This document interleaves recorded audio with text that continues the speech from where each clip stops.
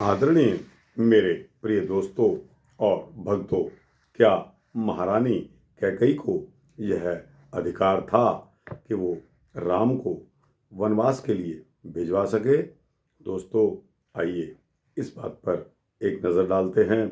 दोस्तों, जब कैकई ने राज तिलक जैसे महान कार्य को अपने कुटुंब संबंधियों की हाजिरी में यानी कि प्रेजेंस में बुलाकर करने के लिए कहा, यहाँ भरत और शत्रुघ्न उपस्थित नहीं थे। यह गुप्त आयोजन क्यों किया जा रहा है बिना किसी की सूचना के?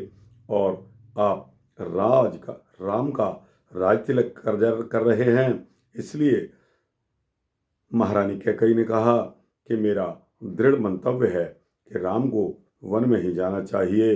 इतना सुनकर दशरथ व्याकुल होने लगे। उनका पुत्र मोह योजना की विफलता का भय जब उन्हें सताने लगा, तब उन्होंने विनम्र होकर के महारानी कैकई से कहा कि देवी, तुम यह अनर्थ मत करो। ऋषियों का कथन है कि नीति में अनीति नहीं होनी चाहिए। आनंद के अवसर पर शोकातुर नहीं होना चाहिए। भाव में अभाव को उत्पन्न नहीं करना चाहिए।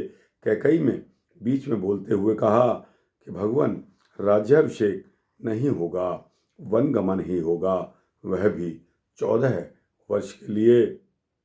जब कैकई ने देखा कि राजा पर उनकी मांग का कोई प्रभाव नहीं हो रहा है, तब उसने कहा कि राजन, आप याद करें जिस समय कृष्णगादित राजा के यहाँ तुम्हारा संग्राम हुआ और कुबेर के यहाँ भी तुमने संग्राम की घोषणा की थी। उस समय संग्राम में तुम्हारी धुरी ध्वस्त हो गई थी, उसके 2 भाग हो गए थे। मैं क्षत्रियाणी के कर्तव्य से युद्ध में आपके साथ थी।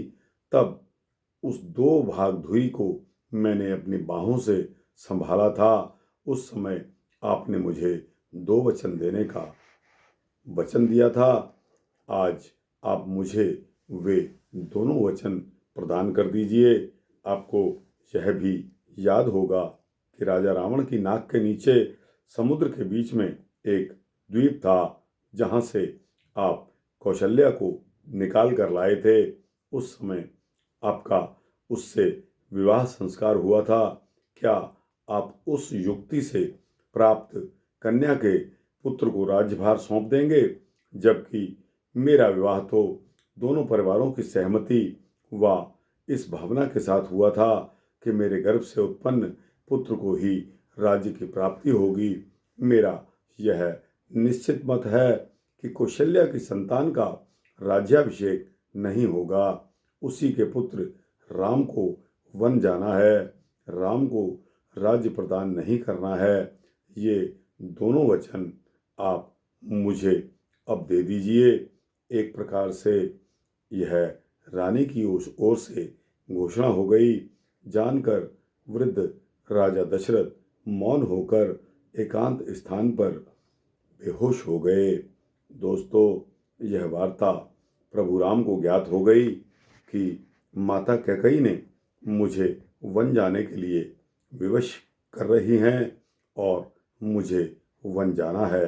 राम को अपने तप के पल याद आने लगे, जब उन्होंने अपनी माता के से वचन में अपने गुरु आश्रम में शिक्षा लेते हुए तथा ऋषि विश्वामित्र की संगति व महर्षि भारद्वाज के सम्मुख निश्चय तथा प्रतिज्ञा की थी कि उनको महापुरुषों की सेवा करनी है, दैत्य और राक्षस प्रवृत्ति वालों से सत्पुरुषों की रक्षा करनी है तथा देव संस्कृति की स्थापना करनी है।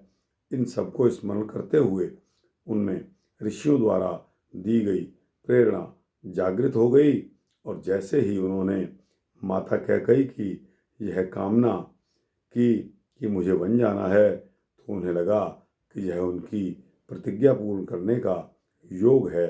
वे मध्य रात्रि में तुरंत कुप भवन में जा पहुँचे। दोस्तों, राम ने कैकई के चरण स्पर्श किए। कैकई ने यशस्वी होने का वरदान दिया। पुत्र, तुम यहाँ आए हो, बहुत अच्छा हुआ। मेरी इच्छा है कि तुम 14 वर्षों के लिए वन में चले जाओ। राम ने तुरंत विनम्रतापूर्वक कहा कि हे मातेश्वरी, यह तो मेरा सौभाग्य होगा कि मेरा जिन माताओं ने पालन पोषण किया, मुझे अपने गर्भ में धारण किया, उनकी आज्ञा का पालन करूं। यदि मैं ऐसा ना करूं तब मेरे अस्तित्व का अर्थ ही क्या है। हे मातेश्वरी, मैं जानता हूं कि तुम्हारे अंतःकरण में मातृत्व की भावना है तथा बाह्य जगत में कुछ और भावना आप प्रदर्शित कर रही हैं। तुम्हारे हृदय में जितनी प्रीत है उसे मैं जानता हूँ, परंतु तुम्हारे सामने कोई ऐसी विवशता आ गई है जिससे आप मुझे यह उच्चारण कर रही हो कि तुम वन जाओ। मैं वन अवश्य जाऊंगा। इतना कहकर उन्होंने माता के चरण स्पर्श किए और अपने कक्ष में जाकर राजस्वी वस्त्र उतार कर वन प्रस्थान की तरफ तैयार हो गए। दोस्तों, यह वृत्तांत आपकी समझ में आ गया होगा।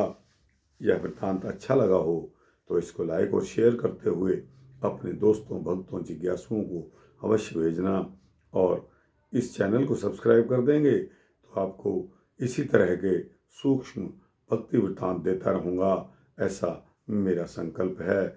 जय श्री सीता रामचंद्र भगवान की जय।